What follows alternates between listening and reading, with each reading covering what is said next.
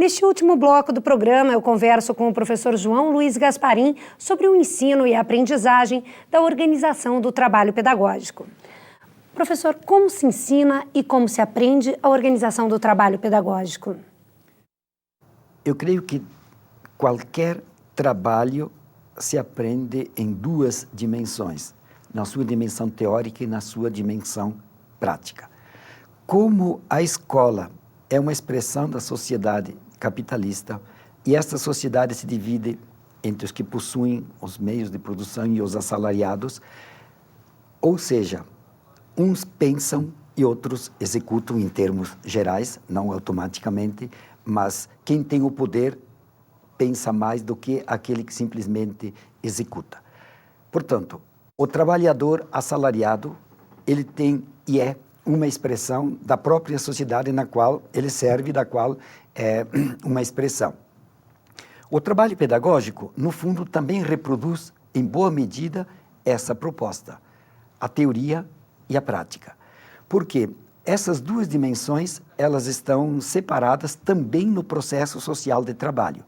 Elas se reproduzem em sala de aula, na sua manifestação do trabalho de cada professor e se expressam de formas diferenciadas, porque nem sempre nós temos na sala de aula a possibilidade de juntar a teoria e a prática, que são o fundamento de toda e qualquer aprendizagem. Como socialmente elas encontram-se relativamente desvinculadas, o mesmo ocorre em sala de aula. Até porque a formação, o princípio educativo do trabalho, ele se forma e se conforma como uma expressão teórica, o conhecer abstratamente, mas também na sua ação prática. Tem algum exemplo, professor? Podemos dizer que a ação prática, ela é sempre uma expressão de uma concepção teórica, no sentido de mostrar que aquilo que eu penso, eu posso executar. A escola trabalha principalmente com a dimensão teórica. Então, lhe falta a prática, porque não é o fazer. Por exemplo, se eu ensino uma determinada ação, esta ação vai se exercer fora da escola. Não é que o educando não tenha prática. A gente, por exemplo, dentro da pedagogia histórico-crítica, cuja base é a teoria histórico-cultural, o materialismo histórico, nós trabalhamos pelo método prática, teoria, prática. Qual é a prática que o aluno traz? É a vivência que ele leva para a escola e a expressa, manifesta. Porém, ao manifestar aquilo que ele sabe, ele está teorizando. Ele está representando, está dizendo, está falando, não está fazendo fisicamente. Se bem que o pensar também é um fazer. Sobre esse fazer inicial, o professor acrescenta a dimensão teórica, científica, cultural, para que ele retorne à prática com uma nova concepção, um novo fazer. Mas, na verdade, a questão de como se aprende, como se ensina, ou como se faz a aprendizagem da organização do trabalho pedagógico é sempre teoria e prática. Então, na verdade, quando o professor adquire as noções do que é a teoria da sua ação, ao ir para a prática, como professor, ali é que ele vai efetivamente realizar a aprendizagem de como se organiza o trabalho. Qual a importância, então, da OTP na formação do docente? A formação do docente, ela tem que ater-se à função que lhe é própria, a docência por parte do professor e por parte do aluno, a aprendizagem. Toda aprendizagem pressupõe sempre uma organização, e essa organização é o trabalho do professor. Daí a necessidade do professor ter esta visão mais ampla de educação, para que a disciplina, a área de conhecimento que lhe é específica, possa ser uma manifestação daquilo que ele tem como função específica a trabalhar, para que isso se torne um princípio educativo na aprendizagem do educando. Eu diria, se a função do professor é ensinar, ele só pode ensinar se tiver marcado primeiro para si o que ele vai fazer, o que ele vai ensinar. O aluno só aprende se de fato o professor puder comunicar em sala de aula aquilo que ele preparou. Seria o planejamento, professor? Seria o planejamento, mas com a específica intenção de que o ensinar, que é a parte do professor, ao menos no processo pedagógico, ensinar significa marcar, significa distinguir, tornar diferente. À medida que o professor ensina, ele torna a si mesmo e ao aluno pessoas diferentes. Por parte do aluno, a aprendizagem vai ocorrer se o professor tiver planejado adequadamente os passos do conteúdo, numa sequência, com metodologias, com recursos, para que isso chegue à mente do aluno, a fim de que ele incorpore, interiorize, assimile aquilo que o professor faz. Este é o processo, portanto, de mútua interdependência, para que o processo se realize, se concretize na ação do professor e na ação do aluno. E como detectar se houve essa compreensão? De forma efetiva, A questão da aprendizagem é sempre uma questão complicada. Em primeiro lugar, porque o professor normalmente pensa que só tem que avaliar o aluno. O primeiro a ser avaliado somos nós, professores, porque quando eu vou ministrar uma aula, eu já me avaliei e digo, eu sei ou não sei, e vou passar, repassar, reconstituir aquilo que eu julgo que é necessário e que eu aprendi. A avaliação do aluno é sempre uma manifestação, é sempre uma expressão daquilo que ele conseguiu se apropriar do quanto o professor trabalhou. Por isso que então, é uma avaliação do próprio professor. É a avaliação do próprio professor e é a avaliação do próprio aluno. Porque o professor sempre me faz lembrar uma frase do teólogo e pensador brasileiro Leonardo Boff, que diz que nós vemos e analisamos o mundo a partir de onde estão plantados os nossos pés. Ou seja, eu vejo a minha ação docente a partir dos pés plantados como professor. O aluno vê a ação dele a partir de outro ângulo, como educando, como aprendiz. A relação entre essas duas dimensões é que me possibilita dizer e avaliar quanto eu ensinei como docente e quanto o aluno aprendeu. Então, a questão da avaliação é uma questão muito séria, mas ela sempre é uma manifestação, uma expressão daquilo que o professor ensinou e daquilo que o aluno conseguiu apropriar-se. Só isto. E as decisões sobre o que fazer depois são consequências, derivações da avaliação e do processo de ensino-aprendizagem como um todo. Qual o paradigma vigente na formação do professor com relação à organização do trabalho pedagógico? Eu diria que a formação do professor, como a formação do educando, porque são correlacionadas, nós ainda estamos formando profissionais ou professores ou as diversas modalidades de formação pensando no mercado de trabalho. Quando formamos um professor, passamos a pensar que ele vai, de certa maneira, reproduzir ou refazer ou reconstituir a aprendizagem que ele teve com avanços, com novos equipamentos, com novos recursos, mas pensamos sempre no mercado de trabalho. Quando falamos em mercado de trabalho, a própria escola, ela está montada, ela está instituída para que o educando, se não nas séries iniciais, no ensino fundamental e médio, mas dentro da modalidade normal, também como profissional, nós pensamos num profissional que vai exercer no mercado de trabalho uma ação. Portanto, a disciplina ou a área de conhecimento de organização do trabalho pedagógico como princípio educativo, eu creio que é uma área muito interessante que tem que ser repensada, porque se nós pensamos na atual forma de trabalho, nós estamos percebendo que dentro da linha de trabalho físico, material, capitalista, permanecendo esse princípio, mudam-se as formas de produzir bens, mas o princípio continua o mesmo. Então, nós formamos para o mercado de trabalho. E se nós partimos de outro pressuposto, que o trabalho material está sendo substituído e feito pelas máquinas, pelos robôs, e não mais pelos homens. Que estamos chegando à era do conhecimento. Estamos na era do conhecimento. Nós vamos continuar tendo o trabalho material físico como princípio educativo, se não mais existe esse trabalho para a produção, porque as máquinas podem fazê-lo.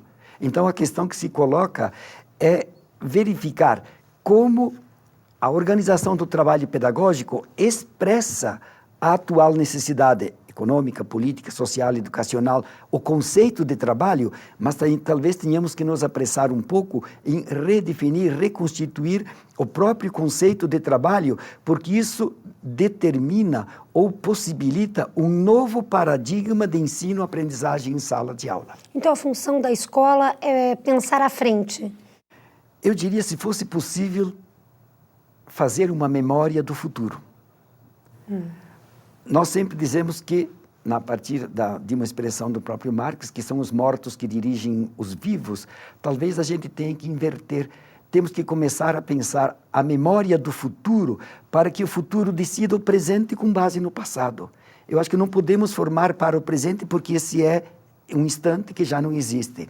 Nós temos que pensar o tipo de formação que nós queremos para os jovens daqui a 10, 15, 20 anos. Sonhar é difícil, fazer memória do futuro é mais complicado, mas eu acho que é uma necessidade hoje, porque ainda que a educação seja uma expressão da sociedade, portanto ela não antecede, ela também é um ponto de referência para questionar a atual sociedade. E veja, se eu tomo o princípio de trabalho hoje, material, físico ainda, capitalista, ainda que na sua versão de acumulação flexível, ainda é um trabalho físico, se nós passamos para a era do trabalho imaterial, do trabalho virtual, a virtualidade hoje é uma essência da sociedade. Nós vamos formar para qual trabalho virtual o nosso jovem? Qual é a organização do trabalho quando não mais se sai de casa para fazer o trabalho? Você pode fazer as compras, acessar seus bancos, seus dados. O seu próprio horário. O seu próprio horário dentro de casa. Então, para qual mercado de trabalho nós falamos? Se tomamos o trabalho capitalista assalariado, que ainda existe na nossa sociedade, a menos na nossa realidade brasileira, é esse trabalho assalariado que é, de certa forma, expoliativo, que ele é opressivo, mas que é a forma mais avançada que nós temos hoje de trabalho. É este o princípio educativo que nós adotamos, ou é o trabalho informal? É o trabalho, assim, sem a formalidade necessária dentro da própria sociedade capitalista. Então, essas duas formas de trabalho é a questão em questão. O trabalho informal, no meu entender, ele não pode ser tomado como princípio educativo. Ele é educativo, ele forma, com certeza. Mas eu não sei se é este o cidadão que nós temos que formar para a sociedade do amanhã. Para a sociedade que está aí e que é uma premência a gente pensar nesse jovem que não mais pensa como nós. Não sei se não é necessário, talvez, aprofundarmos um pouco as nossas concepções de epistemologia, de teorias do conhecimento. Será que as máquinas, será que a objetivação do trabalho, do pensamento no computador, na máquina, ela não nos obriga a repensarmos e a reconstituirmos as nossas concepções epistemológicas, teóricas do conhecimento? Então, como que a OTP, a Organização do Trabalho Pedagógico, relaciona a teoria e a prática pedagógica? Eu creio que talvez a minha resposta não atenda à sua solicitação, porque a teoria e a prática são as duas dimensões que juntas constituem a praxis, constituem a ação, a reflexão ao mesmo tempo. É o sim e o não coexistindo na mesma realidade. São as contradições. Ser capaz de entender as contradições, trabalhar e conviver e expressar-se pelas contradições, com as contradições, nas contradições, é o que nós vivemos hoje em todos os momentos. Nós estamos numa mudança de paradigmas da diretividade para a multidiversidade, tanto assim que quando a gente coloca a escola como monocultural, significa ainda uma visão boa, mas que o mundo não é mais monocultural. Como termos uma visão de trabalho multipluri, vamos dizer assim, dentro da nossa sociedade, e precisamos hoje. Então, nós temos a necessidade de atualizações permanentes, porque as formas de trabalho se alteram com tanta rapidez que aquilo que eu aprendo hoje, amanhã já está atualizado, não desatualizado, mas requer novas formações. E como articular isso na formação do professor? Para articular essa alternativa da multidiversidade, da plurinecessidade de atividades e de capacidades necessárias, hoje nós temos que alterar a própria organização do trabalho pedagógico, a própria estrutura da escola, valendo-nos dos equipamentos disponíveis, os tradicionais, os novos, e acompanhando com rapidez no pensamento, na forma, porque, veja, os valores se constituem ao longo do tempo. Isso requer permanência, mas nós vivemos hoje a mudança permanente. Ora, o que muda se torna hoje um valor que ele deixa de ser logo em seguida. Por isso que é complicado você adotar uma postura de trabalho. Quando nós passamos do trabalho material para o trabalho imaterial, para o trabalho virtual, como é que eu posso educar e qual postura, qual conceito de trabalho eu assumo para organizar o meu trabalho pedagógico, sendo que a escola forma. A formação que a escola oferece aos seus educandos, aos seus alunos, é um trabalho que forma porque nós nos formamos pelo trabalho, qualquer que seja. Até poderíamos dizer, exagerando um pouco, que nós não vamos ao trabalho, nós somos o nosso trabalho. Eu sou, pessoalmente, o meu trabalho. E hoje cada vez mais, não? Cada vez mais. Às vezes, quando nos perguntam, Gasparim, quem que você é? Eu sou o professor. Mentira. Eu sou o Gasparim primeiro, sou o João, sou o Luiz, depois eu sou o profissional. Mas assumimos de tal forma o trabalho que eu sou o professor, sou carpinteiro, sou sapateiro, sou engenheiro, sou advogado, sou dentista. Então, nós assumimos e incorporamos o trabalho como algo pessoal nosso e vestimos, somos o nosso próprio trabalho. Quer seja material, intelectual, físico, espiritual, é sempre o nosso trabalho que nós somos dentro dessa sociedade como uma das dimensões mais fortes. Por isso que o trabalho nos forma, nos conforma e nos possibilita sermos cidadãos. É por ele, com ele que nós somos. E quais são os desafios da organização do trabalho pedagógico hoje? Muito estudo, em primeiro lugar para nós professores, porque ele envolve muito além daquilo que normalmente nós temos como princípio, cada professor com a sua disciplina. É muito bonito falarmos em interdisciplinaridade. É difícil de ser constituída na escola, mas o mundo hoje é interdisciplinar, é multi, é pluri. A organização mundial, ela é interconectada em todos os seus sentidos. Há uma certa depreciação quando se fala no holismo, na totalidade, mas mais do que nunca nós somos holistas, mais do que nunca nós somos totais, nós somos universais. O indivíduo subsiste e é necessário que ele seja considerado como indivíduo, mas não é mais um indivíduo sozinho, é um indivíduo universal. Isso muda toda a estrutura de paradigma, de concepção de ensino, de concepção de vida, de concepção de visão de mundo, de homem, de sociedade e de educação, que a organização do trabalho pedagógico tem que, de certa forma, possibilitar para quem faz magistério, para quem trabalha com formação de professores, e aqui não é só quem faz o curso ou a modalidade normal, mas todos os que são docentes. Nós todos temos uma organização no trabalho pedagógico, quer seja em história, geografia, matemática, química, filosofia, psicologia ou das áreas técnicas, todos nós temos uma organização que marca, que forma. O nosso trabalho pedagógico forma o nosso aluno junto na dimensão pedagógica, na dimensão educacional escolar, que é a nossa função, junto com as outras instituições sociais. Portanto, é preciso que a gente se apresse na atualização, não desconsiderando o que nós conhecemos. Nunca se joga fora o velho caminho, mas é preciso trilhar o novo. Professor Gasparim, muito obrigada pela sua participação aqui no nosso programa, no Nós da Educação. Eu agradeço a possibilidade e o momento de poder manifestar um pouco aquilo que eu estou estudando e pesquisando, mas ainda no início. Muito obrigado. Obrigada. O Nós da Educação termina aqui. O trabalho pedagógico, ao ser pensado como trabalho, deve levar em conta o contexto da sociedade capitalista para que, assim, possamos refletir sobre as nossas ações para rupturas ou continuidades no quadro de dominação. Até o próximo programa.